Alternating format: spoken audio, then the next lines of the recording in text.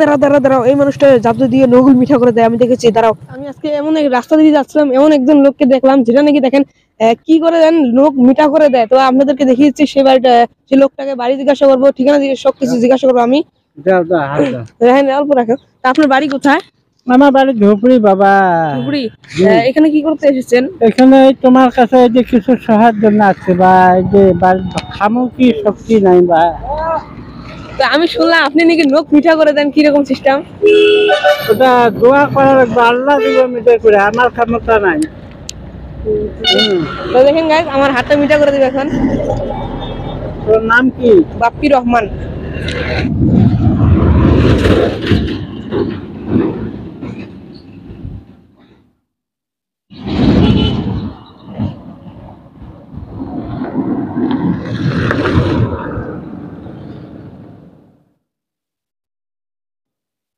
যা মুখে দাও।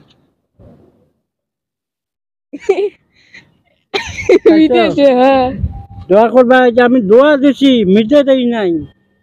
তোমাকে দোয়া দিলাম যে আল্লাহ তোমাকে ভালো রাখুক, আমার জন্য দোয়া করবে যেন আল্লাহ আমার দয়া করে। এটা কিরকম করে হলো? ওই উপর আল্লাহ জানে, ওটা খুলে খাওয়া যাবে না। দেখতে তো বললেন, আমি বিশ্বাস করতে পারছি না।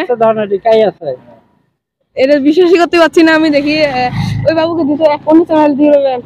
হ্যাঁ দেখাও। ও বাবার সাথে তো গাইস, দেখতে তো পারলেন, আমি বিশ্বাস করতে পারলাম না। কেউ যদি ইনাকে দেখেন, কয় টাকা দান করে আপনাদের দোয়া করে দিবেন, দোয়া করে দিবে যেন উনি, আপনি চোখে দেখতে পান না নাকি?